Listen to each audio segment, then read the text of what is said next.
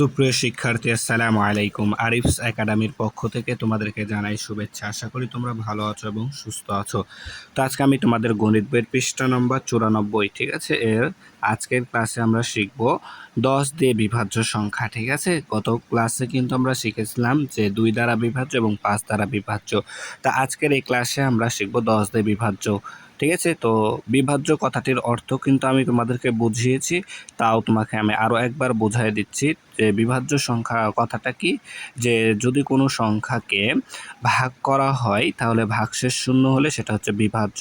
অর্থাৎ দেখো, যদি আমি এখানে কোনো একটা সংখ্যাকে 10 দ্বারা ভাগ করি তাহলে যদি ভাগশেষ শূন্য হয় তাহলে সেই সংখ্যাটি 10 দিয়ে বিভাজ্য। আশা করি বুঝতে পেরেছো। ঠিক আছে, তাহলে এখন দেখো, তো 10 এর বিভাজ্যতা নির্ণয় করব। তো 10 এর সকল গুণিতকই কি 10 দ্বারা বিভাজ্য। ঠিক আছে, এটা কিন্তু আমরা শিখেছি যে 2 এর বিভাজ্য কি 2 এর সকল গুণিতক 2 দ্বারা বিভাজ্য, 5 এর সকল গুণিতক 5 দ্বারা বিভাজ্য। ঠিক তেমনি 10 এর যতগুলো গুণিতক আছে সবগুলোই 10 দ্বারা বিভাজ্য। ঠিক আছে, তো 10 দ্বারা বিভাজ্য। তো এখানে দেখো, আমরা এখানে 10 এর গুণিতক 10 একে 10, 10 দুগুণ 20, 5 10 50, 10 10 100। ঠিক আছে, এগুলো সবগুলোই কি 10 এর গুণিতক, এগুলো সবগুলোই 10 এর গুণিতক। তো 10 এর গুণিতকে দেখো, আমরা দেখতে পাচ্ছি যে প্রত্যেকটা সংখ্যার একক স্থানে শূন্য আছে।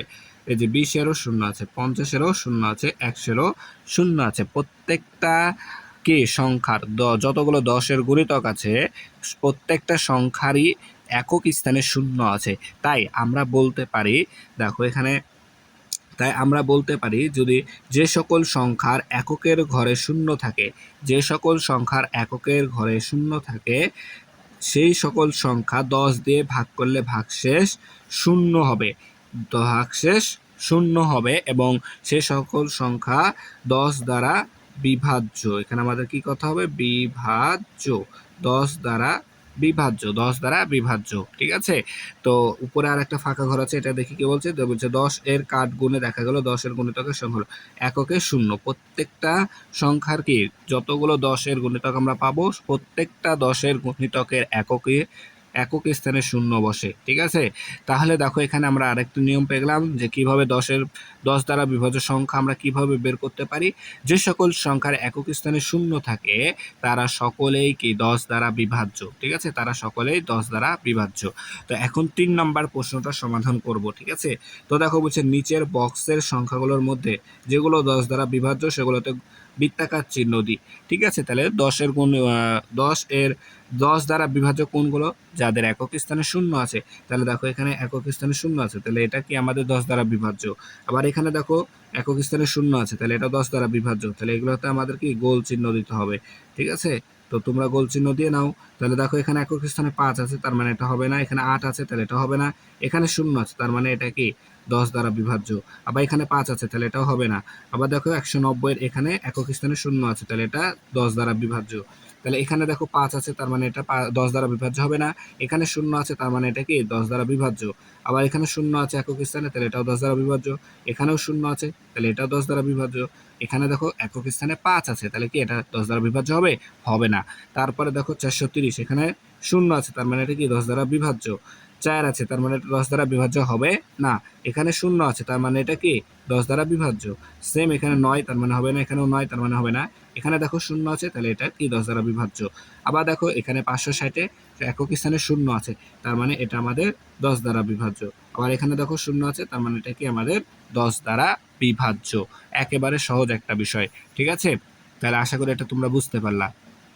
এখন দেখো আমরা 4 নম্বরটা সমাধান করি। ঠিক আছে, তো 4 নম্বর বলছে যে 324 ও 465টি লিচু রাখার জন্য 2টি লাল ও 5টি হলুদ রঙের ব্যাগ রয়েছে। ঠিক আছে, প্রতি রঙের ব্যাগে সমান সংখ্যক আম বা লিচু রাখতে হবে।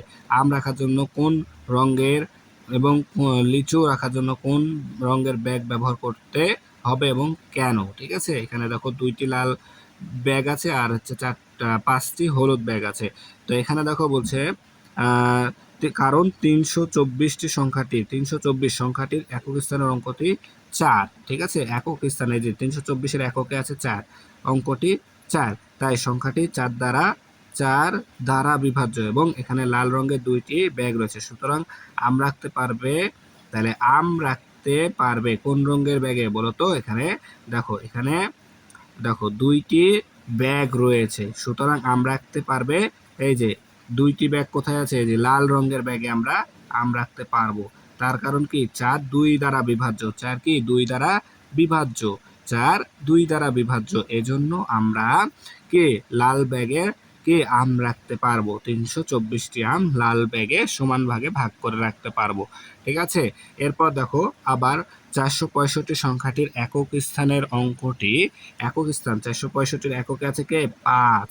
সংখ্যাটি 5, বা অঙ্কটি, সরি এখানে অঙ্কটি 5, তাই সংখ্যাটি 5 দ্বারা বিভাজ্য। তাহলে একক স্থানের অঙ্ক যদি 5 হয়, একক স্থানের অঙ্ক যদি 5 হয়, তাহলে সেই সংখ্যাটি 5 দ্বারা বিভাজ্য। এটা কিন্তু আমরা গত ক্লাসে শিখেছিলাম।